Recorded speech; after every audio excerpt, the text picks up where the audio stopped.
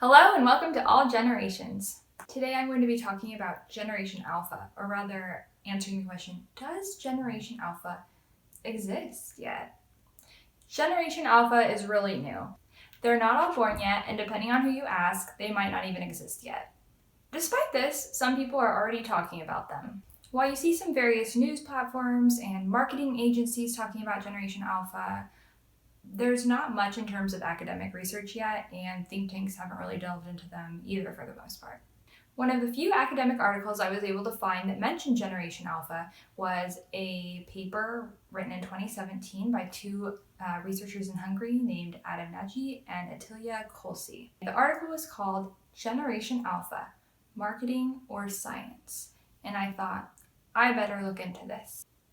So before I address their arguments, I wanted to get into why I'm making this video in the first place. I personally don't think that Generation Alpha is well defined yet, and many others feel the same way. I was just going to do one general video about Generation Alpha originally, but I decided this deserved its own video. This may be the first time we're in this kind of situation where someone tries to name a generation a little early, but it likely won't be the last. So this information could be relevant, some of the same concepts to future generations if the same thing happens. Now, I will say whether or not Generation Alpha exists, there will probably be a generation after Generation Z if researchers and marketers and so on keep doing what they've been doing as of recent. Now I'm going to start with a quote from Kolsi and Nagy about Generation Alpha. They hate sharing economy, shouting mine, all mine, and not sharing anything. They do not care about privacy and roles. They break free of any boundaries, and they live in the moment. However, the question if these conclusions drawn by watching a single 6-year-old or younger child are generational characteristics or simply attributed to young age arises. Australian social researcher Mark McCrindle came up with the term Generation Alpha in 2005. I'll be talking more about that in a general Generation Alpha video, so hit the subscribe button and dong that bell so you don't miss it.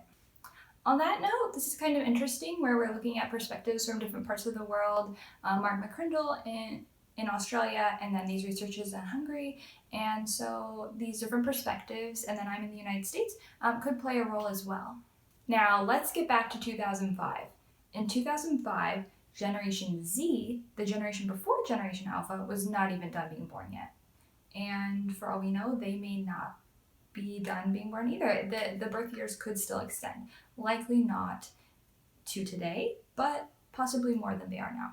What made McCrindle naming Generation Alpha back in 2005 kind of okay was that the name was pretty neutral and non-descriptive.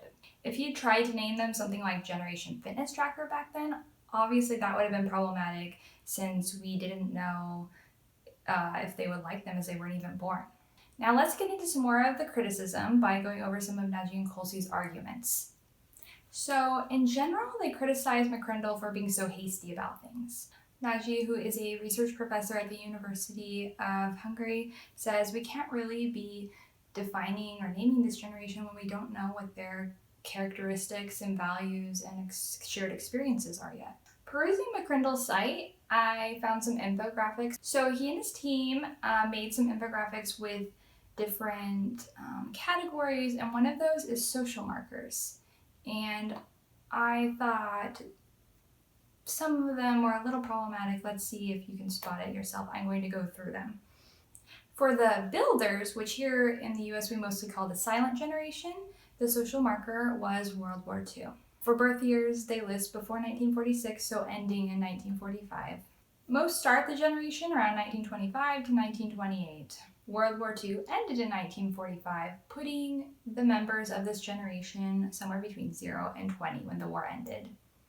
So most of this generation would have experienced this time, though the youngest members would have just experienced the post-war time. The listed marker for the baby boomers is the moon landing of 1969. 1968, but the year after. With birth years of 1946 through 1964, they would have been around 4 or 5 through 23 at this time. Then we have Generation X and the stock market crash of 1987. Using the birth years in the infographic, they were somewhere between 7 and 22. And for Generation Y, also known as millennials, we have the social marker of 9/11. The birth years he has listed are 1980 to 1994, putting Gen Y at 7 to 21 at this time. Now for Generation Z, he has listed birth years 1995 to 2009, and the social marker being the 2008 Great Financial Crisis. That puts this generation at -1 to 13 in 2008. -1 meaning they were not born yet. And finally, for Generation Alpha, they list Trump/Brexit in 2016 as a social marker and birth years of 2010 to 2024.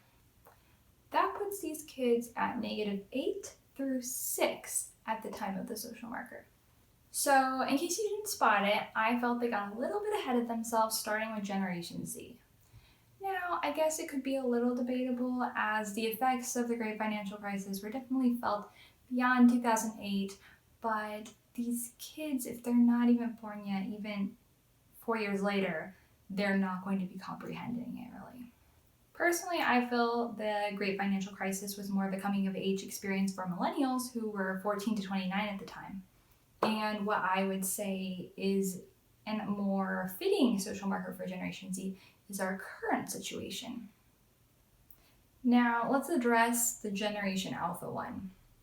Let's ignore the fact that over half the generation wasn't even born yet. Do you think that kids 6 and under were comprehending Brexit? I'm going to say this is also maybe a better fit for Gen Z. But, they wanted to put something. They're not all born yet. They had to put something, so I get that's what they're doing. These are events that are impacting everyone, and so they're going to put them with the newer ones, the newer generations, because that is the only thing that would be impacting them that heavily. So it makes sense if they just want to fill out the chart in that sense. Maybe they'll change it in the future. Who knows? But I thought it was worth noting. To be honest, I'm pretty into the infographic in general. It has some really fun information, and I'd kind of like to talk about all of it, but that's not for this video. So back to the argument about him and his team being hasty. While that is definitely true, we don't know their intentions, and they might have just been really excited about the next generation. I get it. It's exciting to think about the future. Sometimes. Though, I doubt that was the only reason. At the end of their paper, Colsey and Nagy describe McCrindle's behavior as similar to naming an undiscovered star about ourselves, nothing but the vanity and displacement activity of a scientist. At least he did not actually name it after himself. I don't think someone could get away with that. Nagy and Colsey refer to Mannheim's theory of generations and say based on that, they felt, at least at that time, but likely they still do now, that they could name or define Generation X, Y, and Z. But that really they couldn't talk about Generation Alpha yet. There just weren't the shared experiences and characteristics. Mannheim wrote that to be a generation, a cohort should have shared experiences, some common attitudes and behaviors, and some cohesion. Nagy and Colsey asked, what are the defining things that separate Generation Alpha from previous generations? They basically said all the predictions being made, like increases in screen time, more digital literacy, shorter attention span, more education, milestones being pushed back, earlier maturity, etc., is all old news. These are all things everyone's been saying about Gen Y and Gen Z, and while they may be true, it doesn't really differentiate them except that it may be more to an extreme. And we really don't know how true these things are yet, and we don't want to go defining a generation based off of predictions. Nagy and Colsey also argued themselves that there aren't really other academic articles on this subject.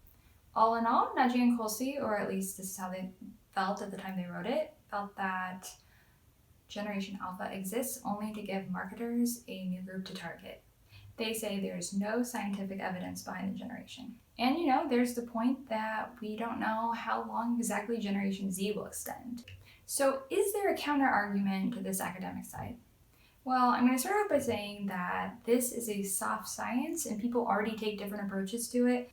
In terms of birth years, they already are somewhat disputed across different locations and sources. Also, in general, while most of it is speculative, there are some things we know about the newest members of society. Though, as Colsey and Nagy argued, most of it isn't anything new. A lot of it's the same trends, and some things we do see, but again, they're not all born yet, so it's hard to say. Now, I want to get into what I think is the real issue. Academic and commercial researchers are often using the same names for generations, but they don't always look at the generations the same way, and they also have different motives and purposes for looking at generations. Thus, they may change things slightly to fit their individual needs, but we're treating it like it's the same thing, which it kind of is, but not 100%. In terms of generations, you have people doing marketing research, you have people doing market research, you have academic researchers, there's think tanks, and there's even other people looking at the generations. McCrindle Research, for example, is a social research, demographics, and data analytics agency. Some of the services they offer, like brand and product testing, consumer studies, and so on, definitely fall into the realm of market or marketing research. So they at least have a side of that where they are producing work for clients. And so they definitely could be motivated by having a cohort to look at for their clients. I feel like they think if it works for them, people in marketing are going to take a group of people and who, if they have something in common, and market to them. There's a new group of people in the world and a current trend of targeting generations, so that's kind of what's going on. Even if Generation Alpha doesn't exist to some people, it still can potentially exist to others. They just might have different ways of comprehending how generations exist. In this build, there can be a lot of disagreements. I was just trying to address both sides of this argument. So we kind of established that it's definitely still an iffy subject in terms of academic and theoretical research. And I said commercial research can kind of do what they want, but can they? Is it okay to market to kids that young? At this point in time, we even have kids marketing to kids. Have you heard of Ryan's Toys Reviews / Ryan's World?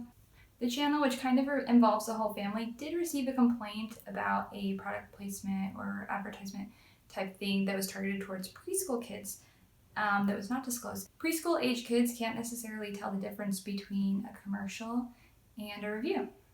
And they're not the only one. There's a whole host of different young kids running channels and sort of getting into this realm.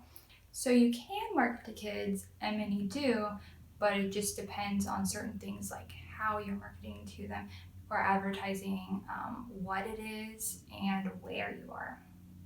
You can also create products and services designed with them in mind, and you can market their parents.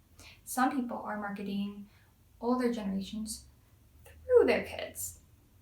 And some companies are trying to get these young people to become lifelong customers. That can be another goal. So what do you think of it all? Comment below. Now let's address the fact that it's also been 3 years since the article was written. There are definitely more people talking about Generation Alpha than there were a few years ago. Still, I think the points remain valid. There still isn't much in terms of academic research on the generation. More of the generation is alive, at least, but certainly not all, no matter whose numbers you use. Generations consultant Neil Howe believes that even the first members of Generation Alpha may not even be born yet. So a wide variety of perspectives there. I think at this point in time, we're also seeing recent events which are likely to influence Generation Z and Generation Alpha and impact how those generations are defined.